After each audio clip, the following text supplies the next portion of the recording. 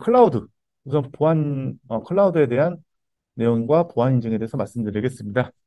기사 제목은 공공 다스 시장이 열린다. 1호 취득 기업 탄생이 임박했다. 행정안전부는 행정 업무 전 분야에 대해서 다스를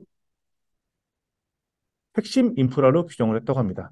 근데 여기 들어갈 수 있는 것은 다스 보안 인증을 취득한 클라우드 서비스로 제한을 했다고 하고요. 이 다스는 비용 효율성이 좋다. 사용한 만큼 비용을 지불해야 되기 때문에 기존 VDI와 차별이 된다고 합니다. 그래서 DIS를 좀 보면은 사용자당 구독 라이센스로 가상 데스크톱을 제공하는 클라우드 컴퓨팅 제품이고요. VDI와 차이점을 보면 VDI는 자체 하드웨어에서 호스팅되고 유지 보수된다. 그리고 자체 IT 인력이 관리를 해야 된다라는 것이 있고 다스는 클라우드 서비스 제공자가 호스팅하고 관리를 한다. 그렇죠. 차이를 보면 VDI는 자체 인력이 자체 하드웨어에서 그렇게 제공을 하는 거고 다스는 클라우드 쪽에서 제공을 되고 클라우드 서비스 제공자가 호스팅하고 관리를 한다. 여기는 차이점이 있다는 것을 알아두셨으면 좋겠고요. 그리고 클라우드 서비스 보안 인증제도 G석 주요 변경 사항이 있다고 합니다. 우선 평가 인증 기관이 키사에서 시사 및 복수 평가 기관을 순규 지정을 한다고 하고요. 수수료는 유로로 변경되었다고 합니다.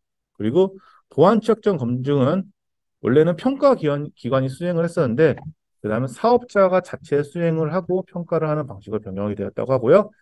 사스 이전 평가는 원래는 전 과정을 신규 평가를 했는데 이제는 변경 사항만 중심으로 평가를 한다라고 합니다. 그래서 내용을 여기 좀 약간 출- 어, 파란색으로 되어 있는 부분만 좀 약간 한 번씩 봐주셨으면 좋겠습니다. 그래서 클라우드 보안 인증이었고요. 다음은 금융사 망분리와 용어입니다. 그 금융사는 보통 망분리를 무조건 해야 된다고 했는데 이제는 그 금융사에 있는 연구개발 업무 분야에는 망분리 예외 적용을 받는다고 합니다. 그래서 비중요 업무에 사스를 적용을 해서 내부망이 이용할 수 있다고 하고요. 규제 샌드박스를 적용하는 방안을 추진키로 했다고 합니다.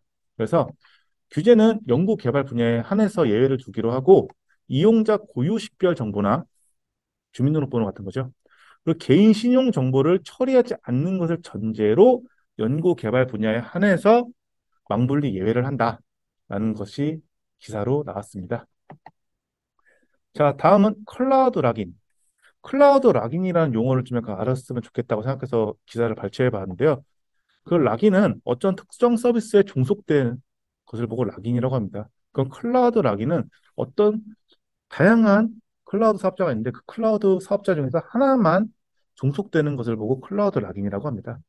그래서 이런 락인이라는 단어가 있다는 걸 좀 약간 알아두셨으면 좋겠고 그리고 AIS 서비스형 인공지능이라는 단어도 있습니다.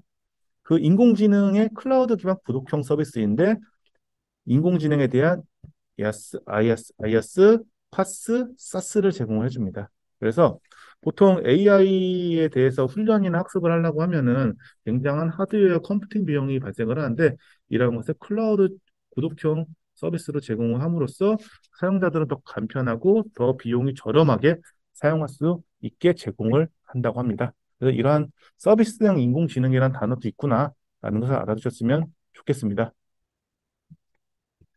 다음은 메타버스입니다. 메타버스, 메타버스 보안 가이드가 나왔습니다. 메타버스 서비스에서 42개의 보안 위협이 발생을 했고, 그 굉장히 많은 보안 요구사항 중심으로 이러한 가이드라인을 수립을 했고, 그리고 키사는 7개의 위험 속성과 보안 요구사항을 담은 메타버스 보안 가이드를 제공할 계획이라고 합니다. 제가 12월 말까지 메타버스 보안 가이드를 찾아보았는데 아직까지 발간되진 않은 것 같고요. 그래서 이런 보안 가이드도 나올 것 같다라는 걸 알아두셨으면 좋겠습니다. 그리고 메타버스 윤리 원칙이 발표됐습니다. 이 메타버스 윤리 원칙은 그 메타버스 내에서도 좀 약간 윤리적으로 좀 약간 수행을 해야 된다라는 것으로 윤리 원칙이 발표된 것 같은데 알아두셔야 될 건 3대 지향 가치와 8대 실제 원칙입니다. 3대 지향 가치는 온전한 자아, 안전한 경험, 그리고 지속 가능한 번영과 같은 3대 지향 가치가 있고 이거를 실천하기 위한 8가지 실천 원칙이 있다고 합니다. 그래서 이러한 내용이 있다는 걸 알아두셨으면 좋겠고 3대 지향 가치 8대 실천 원칙은 암기를 해 주셨으면 좋겠습니다. 자, 다음 또 메타버스에서 사용하는 용어입니다. 이 그 메타 커머스와 메타 호스트라는 용어가 있다고 합니다. 이게 뭐냐면 우리 홈쇼핑을 보잖아요. 홈쇼핑을 보면 호스트가 있습니다. 그 호스트가 물건을 파는 게 있는데 이거를 메타버스 환경에 적용을 시킨 게 메타커머스입니다. 그리고 호스트가 실제로 있는데 이 실제 호스트를 메타버스 환경에 구축해 놓은 거를 메타호스트라고 하고요. 그래서 이런 메타커머스를 통해서 그 전자상거래를 할 수가 있다라는 용어가 있다라는 걸 알아두셨으면 좋겠고 그다음에 텔레틱이란 단어도 있습니다. 이 텔레틱이 뭐냐면 촉감을 원격으로 전송하는 기술이에요.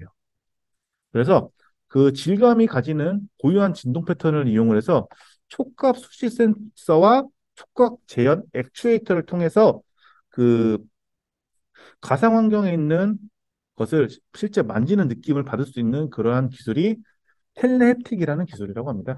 그래서 이러한 단어도 있구나라는 것을 좀 알아두셨으면 좋겠습니다. 자, 다음은 메타버스 오피스입니다. 우리 코로나가 굉장히 확산이 되면서 우리가 그 재택근무가 굉장히 많았죠. 그래서 이거를 업무 공간을 메타버스 쪽으로 확장을 해보자. 그래서 오피스 환경을 메타버스로 옮겨보자라고 해서 나온 단어가 메타버스 오피스고 이 메타버스 오피스에는 그룹웨어 솔루션 사내 포털이 있고 또 영상회의가 가능하고 영상 컨퍼런스 같은 것들이 한다라는 내용이 있었습니다. 그래서 메타버스 오피스에 대한 것들은 보통 이렇게 이미지로 한번 가져와 보았고요. 이 메타버스 내에서 뭐 회의를 하고 업무를 보는 그러한 내용입니다. 자, 그리고 다음은 메타버스용 라이브러리. 이게 되게 신기해서 한번 가져와 봤는데 NEFR이라고 하는 2D 이미지를 3D로 변환하는 그러한 라이브러리를 공개를 했다고 합니다. 그래서 카카오에서 이러한 것을 공개를 했는데 이게 제가 지금 PDF로 좀 변환을 해가지고 동영상이 안 나오네요. 보면은 이게 2D 이미지인데 이 2D 이미지에 대해서 색이나 밀도를 학습을 해서 이 2D 이미지를 이게 공간감 있는 3D 이미지로 변경을 해줍니다. 그게 NERF라고 하는 그러한 알고리즘이 있다고 합니다. 그래서 이거를 메타버스에서 쓰게 되면은 이미지를 가지고 3D 환경을 만들어낼 수 있기 때문에 저 리소스가 굉장히 그 활용이 굉장히 강화된다라고 해서 이렇게 NERF라고 하는 그런 라이브러리가 있다라는 것을 알아두시면